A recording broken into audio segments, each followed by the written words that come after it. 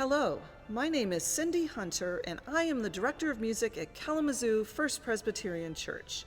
During 2020, we are celebrating the 50th anniversary of the installation of the Casavant Pipe Organ, Opus 3067.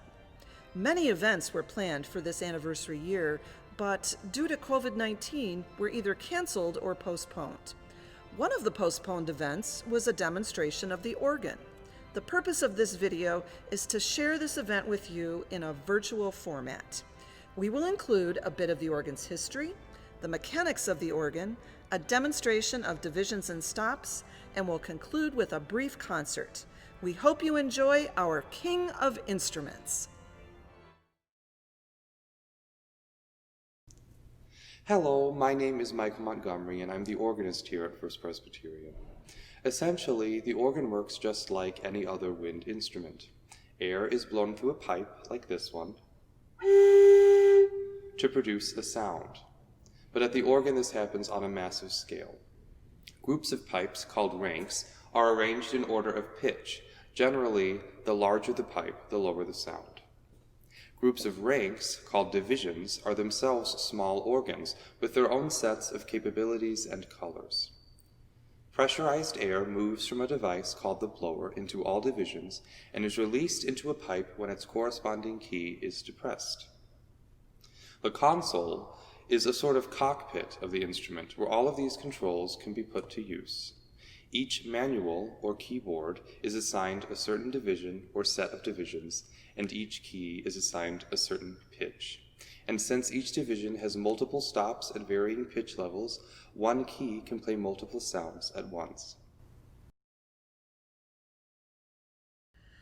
The story of organs here at First Presbyterian begins in 1929, when a 46-rank Kilgan was installed within organ chambers at the front of the sanctuary. At that time, symphonic-style organs were all the rage. Their warm strings, many 8-foot ranks, and solo stops, imitative of orchestral instruments, suited playing romantic music very well and dominated the organ market for decades. 39 years later, after a decade of mechanical problems, a small fire broke out in the chambers during service, and the organ began to smoke. It was then decided that a new instrument, better suited to the size of the building and the musical desires of the congregation, would be designed. The new organ, completed in 1970 by Lawrence Phelps of the Casavant Brothers Pipe Organ Company, represents a style known as organ reform. In response to the perceived excesses of symphonic organ building, this movement sought to return to the techniques of the Baroque era and to build instruments better suited to the music of J.S. Bach. Elements of our organ's specification, including a vertical tone design, articulate, chiffy pipe speech, and a good amount of upperwork, typify a neo-Baroque organ of this period. Later additions, like the Trumpet en chamade, a large horizontal-facing trumpet, or the Zimbelstern, a rotating wheel of small silver bells, contribute to the versatility and excitement of this magnificent instrument, 3,394 pipes that lift our voices and spirits each week.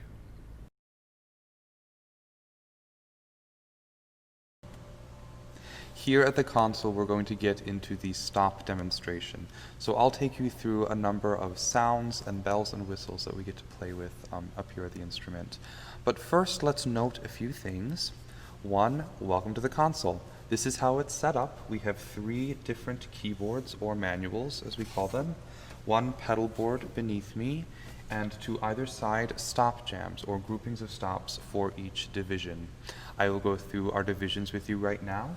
We have the grate, that is the largest one, the loudest one, found right at the very top underneath the window, and what you probably associate with hymns and postludes, the loud sort of vibrant stuff. Next to that we have the rook positive, that is shaped like this and found right behind me. After that we have the choir, that's our softest and smallest division, and found in the box on my right-hand side. On my left-hand side, we have the swell. That's our most versatile division, lots of colors and different sounding stops. And then on either end, The big, tall pipes you see are the pedal division, and those are the loud, couldn't be soft, but always supportive sounds. 2, I want to talk about pitch level. Now, if you come and pull any stop up here, you'll probably notice that they have numbers attached to them too. So for instance, principal 8 or octave 2, that denotes the longest and lowest pipe in a given rank. Generally speaking, an 8-foot pipe and the rank in a series following it speaks at unison pitch, or the pitch at the piano, and the pitch that other instruments use to tune off of. So for example, if I pull that 8-foot principal and play middle C, that is middle C at a piano. If I pull 4-foot, which is half that size, it should speak an octave above it. There we go. If I pull 2-foot, it should speak an octave above that. And if I pull 16-foot, it should speak an octave below everything. There we are. So effectively, one key can play 4 octaves or more at the organ. Okay, so now let's get into tonal families and the different sound options that we have up here. What you just heard was the principal family. That is the organ sound. It doesn't imitate any other orchestral instrument. It's just what the organ sounds like. It's really common, of course, on hymns. So why don't I play you guys just an example of a hymn with principals so that you get a taste.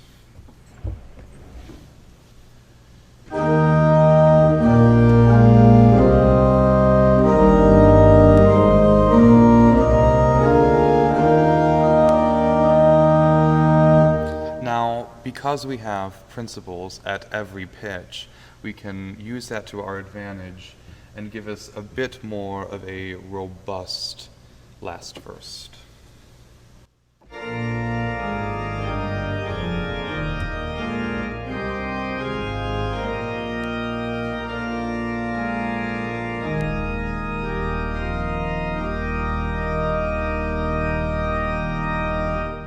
There are principals. The next family I'd like to talk about are flutes. Now, those can be soft and warm, or more supportive if you add.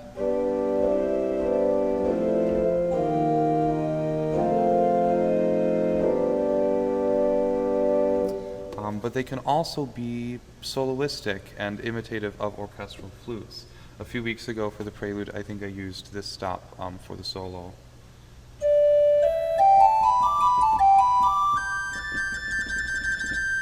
So that sounds, sort of like a transverse flute that you would think of in an orchestra. And in general, just as a rule, most of these families are represented among all of these divisions, and the pedal has the most versatility because it is meant to balance all of those. The next family is a personal favorite, that's strings. We only have a few strings on this organ. Our organ is Baroque, and that was, they didn't really have a lot of strings or orchestral imitative stops back in the 17th century. But we have a nice set here. And the good thing about these is that they have what's called a celeste and a tremulant, so they can sort of undulate and vibrate while we play them. So I'll just give you an example of that.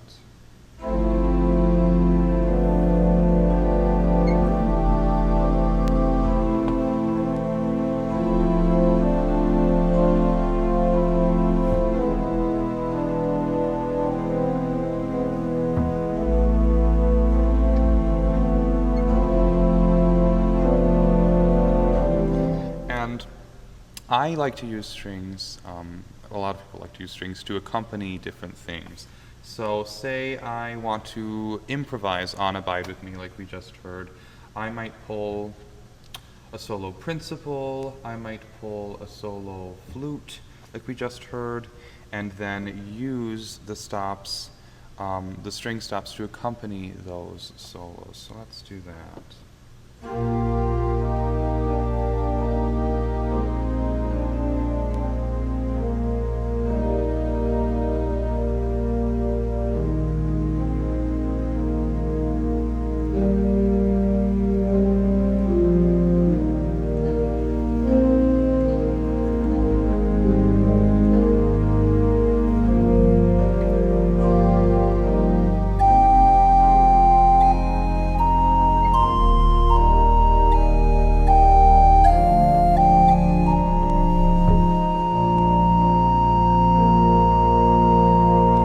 those strings are just add a nice warmth and bass and depth to everything. The next family we have are the reeds. Now those also imitate an orchestral instrument, the trumpet or the trombone or any sort of big brass sound. On the grate we have a nice large trumpet. And then on the swell we also have a good number of reed stops at 16, 8, and 4. So combined with that, that would sound...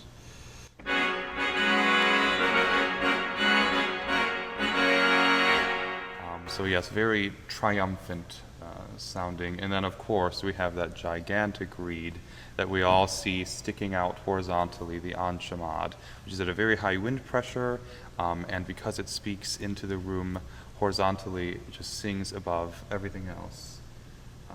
Just as an example, here we go.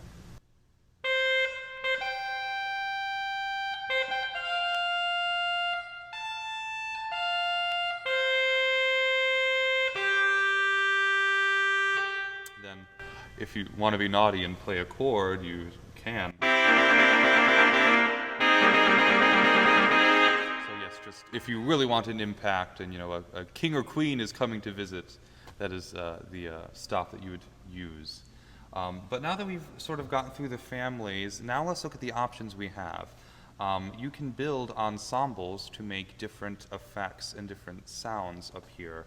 One common ensemble with flutes and flutes only is called 8 and 2, using an 8-foot flute and a 2-foot flute to work together on the same line. One of the anthems that we commonly use here at First Pres is For the Beauty of the Earth by John Rutter, For the Beauty of the Earth, and that accompaniment is sort of based around that. So here's a little taste of that.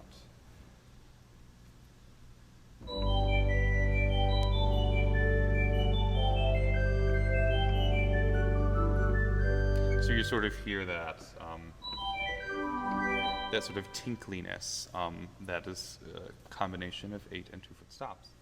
One method popular in the Baroque for solos is called a cornet, so where you add things at 8, 4, 2 2/3, or 1 3/5 pitch and get sort of an imitative trumpet sound. So here's an example of that in some Bach.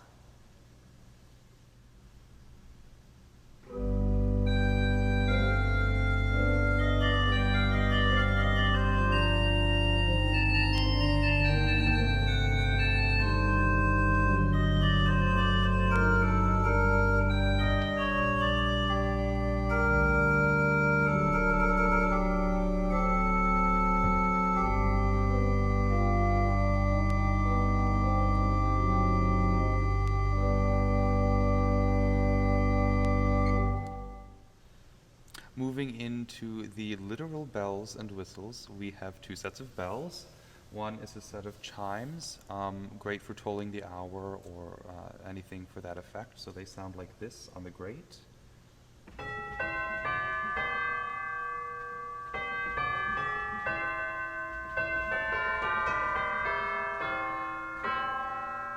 Beautiful set of sort of tower sounding chimes. And then the smallest set of chimes we have is called a Zimbelstern. That's a German stop, sort of the joy of every organist. It adds this festive atmosphere on top of whatever you're playing as it spins around and rings those bells. So for example, let's say it's Christmas, we want to play Joy to the World. We can add the Zimbelstern on top of Joy to the World to add a cute little festive sprinkling of snow on top of that hymn. So this is a Zimbelstern alone. The wheel is spinning, and now we're going to add Joy to the World.